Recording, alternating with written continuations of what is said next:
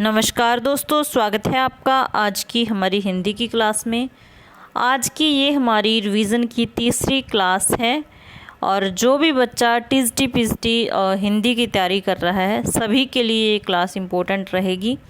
आज की क्लास में ज़्यादातर क्वेश्चन छायावाद से रहेंगे, ठीक है। तो इससे आपकी एक अच्छी रिवीजन होने वाली है। तो शुरू करते हैं आज की क्लास। आज की क्लास का पहला प्रश्न है, परमात्मा की छाया आत्मा में और आत्मा की छाया परमात्मा में पड़ने लगती है, यही छायावाद है। यह परिभाषा किस आलोचक की है? तो ये राम कुमार वर्मा की परिभाषा है। रचनाएं फिर भी याद रह जाती हैं, लेकिन जब परिभाषा से प्रश्न पूछ लिया जाता है तो एक दूसरे में मिक्स हो जाती है, तो ध्यान से करनी है। छायावाद की काफ़ी सारी परिभाषाएं हैं और एक आधी तो पूछी ही जाती है, ठीक है। दूसरा प्रश्न है, जब वेदना के आधार पर स्वानुभूतिमय अभिव्यक्ति होने लगी तब हिंदी ने उसे छायावाद के नाम से अभिहित किया। यह कथन किस व्यक्ति का है? तो यह कथन है जयशंकर प्रसाद जी का।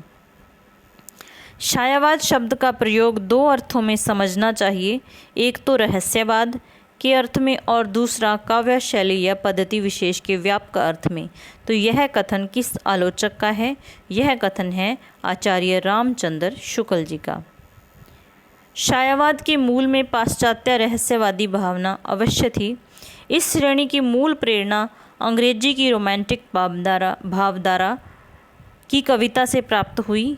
यह विचार किस आलोचक का है? तो ये आचार्य हजारी प्रसाद द्विवेदी का है। इनमें से कौन सी विशेषता छायावादी काव्य में नहीं है? तो छायावादी काव्य में शोषण का विरोध नहीं है। विदुर उर के मृदु भावों से तुम्हारा करनित नव श्रृंगार, पूजता हूँ मैं तुम्हें कुमारी मूंद दोहरे दृग द्वार। तो ये पंक्तियाँ किसकी हैं? ये पंक्तियाँ हैं हमारे सुमित्रानंदन पंत जी की। धिक जीवन जो पाता ही आया है विरोध, धिक साधन जिसके लिए सदा ही किया शोध। ये पंक्तियाँ किसकी हैं? तो ये सूर्यकांत त्रिपाठी निराला की हैं। नारी तुम केवल श्रद्धा हो, पंक्ति किस छायावादी कवि की है? तो ये पंक्तियाँ हैं, ये पंक्ति है जयशंकर प्रसाद जी की। छायावाद की समय सीमा सभी को पता होगा, 1918 से 1936। इन कविताओं में से छायावाद का प्रारंभ किस कविता से मानना समीचीन है? तो यहाँ पर जो राइट आंसर हो जाएगा जूही की कली। जयशंकर प्रसाद की अंतिम कृति इनमें से कौन सी है? तो सभी को ध्यान है कि कामायनी उनकी अंतिम कृति है। कामायनी में कुल सर्ग पूछ लिए जाएं तो 15 हैं और कामायनी का जो प्रकाशन हुआ था 1935 में, ठीक है। नेक्स्ट प्रश्न है, सुंगनी साहू घराने में किस छायावादी कवि का जन्म होता है? तो जयशंकर प्रसाद जी का। प्रसाद के उस काव्य ग्रंथ का नाम बताइए जिसकी रचना पहले ब्रजभाषा में की गई किंतु बाद में उसे खड़ी बोली में रूपांतरित कर दिया था। तो वो है प्रेम पथिक। प्रसाद द्वारा रचित विरह काव्य कौन सा है? तो यहाँ पर आंसू हमारा राइट आंसर हो जाएगा। कामायनी में किस दर्शन की अभिव्यक्ति हुई है? तो शैव दर्शन की अभिव्यक्ति हुई है। कामायनी के पात्र ईड़ा का प्रतीकार्थक क्या है? तो यहाँ पर बुद्धि सही आंसर हो जाएगा। ले चल मुझे बुलावा देकर मेरे नाविक धीरे धीरे पंक्ति के आधार पर प्रसाद पर क्या आरोप लगाया गया? तो पलायनवादी होने का आरोप लगाया गया। अंबर पनघट में डुबो रही तारा घट उषा नागरी, ये पंक्तियाँ जयशंकर प्रसाद जी की हैं। सरोज स्मृति नामक रचना किसकी है? तो ये निराला की है और सरोज उनकी पुत्री थी। राम की शक्ति पूजा का कथानक प्रतीक रूप से घोषित करता है, क्या घोषित करता है? सत्य पर असत्य की सत्य की असत्य पर विजय, ठीक है। सत्य की असत्य पर विजय। निराला की जूही की कली कविता को किस पत्रिका से अस्वीकृत कर दिया था?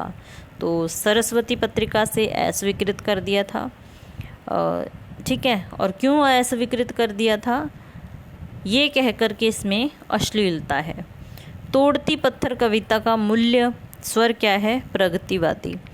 महाप्राण किस छायावादी कवि के नाम से पहले जुड़ता है? तो ये निराला के नाम से पहले जुड़ता है। महाप्राण सूर्यकांत त्रिपाठी निराला। प्रकृति का सुकुमार कवि पंत हो जाएंगे, ठीक है। और कविता करने की प्रेरणा मुझे सबसे पहले प्रकृति निरीक्षण से मिली, जिसका श्रेय मेरी जन्मभूमि कुर्मांचल प्रदेश को है। यह कथन किस कवि का है?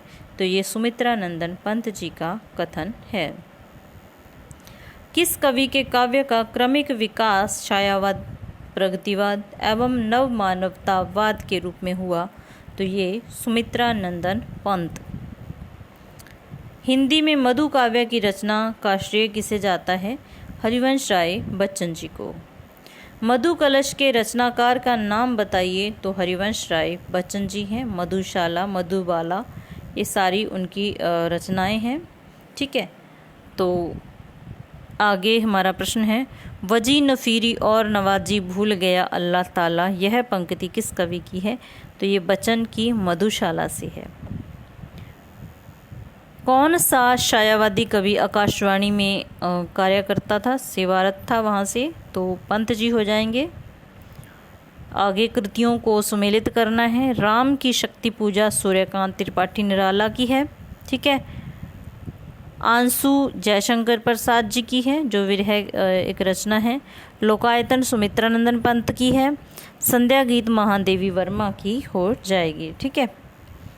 नेक्स्ट हमारा प्रश्न है, इनमें से कौन सी रचना पर ज्ञानपीठ पुरस्कार प्राप्त हुआ है? तो चिदम्बरा पर मिला है ज्ञानपीठ पुरस्कार। राम की शक्ति पूजा के संबंध में कौन सा कथन सत्य है? निराला के राम सामान्य मानव हैं, तो ये सत्य है। धिक जीवन जो पाता ही आया है विरोध में किसके जीवन का सत्य अभिव्यक्त हुआ है? तो ये निराला के जीवन का सत्य अभिव्यक्त हुआ है। सरोज स्मृति में सरोज कौन है? तो उनकी पुत्री थी निराला जी की। निराला की साहित्य साधना नामक ग्रंथ के रचयिता कौन है? राम विलास शर्मा हो जाएंगे। इम्पोर्टेंट क्वेश्चन है, ठीक है। इनमें से आरसी प्रसाद सिंह की रचना कौन सी है? तो यहाँ पर कलापी सही आंसर हो जाएगा। हम दीवानों की क्या हस्ती आज जहाँ कल वहाँ चले, यह पंक्ति किसकी है? तो ये भगवती चरण शर्मा की हो जाएगी। कवि कुछ ऐसी तान सुनाओ जिससे उथल पुथल मच जाए, तो यह पंक्ति बाल कृष्ण शर्मा नवीन की है। कुकुरमुता कविता किस कवि की है? तो ये निराला की है, ठीक है। आगे अबे सुन बे गुलाब में गुलाब किसका प्रतीक है? तो ये पूंजीपति का प्रतीक है। दिनकर की किस रचना पर ज्ञानपीठ पुरस्कार प्राप्त हुआ है? तो उर्वशी पर प्राप्त हुआ है। श्वानों में मिलता दूध वस्त्र भूखे बालक अकुलाते को मूल भावना की दृष्टि से किस प्रकार की कविता माना जाएगा? तो ये प्रगतिवादी कविता है। आधुनिक मीरा महादेवी वर्मा हो जाएंगी। प्रवासी के गीत नामक काव्य संकलन किस कवि का है? तो ये नरेंद्र शर्मा का है।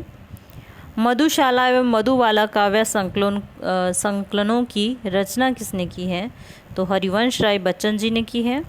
मतवाला और सुमनव्या नामक पत्रों का संपादन किस छायावादी कवि ने किया है? तो ये भी निराला ने किया है। प्रसाद की प्रथम छायावादी कृति कौन सी है? तो झरना यहाँ पर सही आंसर हो जाएगा। इनमें से कौन सी रचना निराला की नहीं है? तो परिमल, गीतिका, तुलसीदास ये उनकी रचनाएं हैं, जबकि शोकोश्वास उनकी रचना नहीं है, ठीक है। तो अगर आपको क्वेश्चन अच्छे लग रहे हैं तो एक बार लाइक ज़रूर कर दीजिए। लाइक करने से थोड़ा मोटिवेशन मिल जाता है। वैसे मेरे अनुसार तो रिवीजन हो रही है, जैसे छायावाद के क्वेश्चन हो गए, कुछ प्रगतिवाद, नई कविता, ऐसे ही हम क्वेश्चन करते जाएंगे। उसके बाद जो हिंदी गद्य की विधाएं हैं उनके क्वेश्चन करेंगे। फिर जो व्याकरण के जो टफ टॉपिक हैं उनको भी हम रिवाइज़ करने की ज़रूर कोशिश करेंगे। तो ये तो आप पे डिपेंड करता है कि आप कितना ज़्यादा सपोर्ट करते हैं, वीडियोस देखते हैं, फिर वीडियो बनाने का बड़ा मन होता है, ठीक है। जो हमारा नेक्स्ट प्रश्न है, जूही की कली कविता का प्रकाशन वर्ष 1916। जूही की कली कविता को सरस्वती संपादक महावीर प्रसाद द्विवेदी का ने क्या आरोप लगाकर प्रकाशित करने से इनकार किया था? तो मैंने आपको बताया जैसा कि इसमें अश्लीलता है, ये बोला गया था महावीर प्रसाद द्विवेदी के द्वारा। नेक्स्ट हमारा प्रश्न है,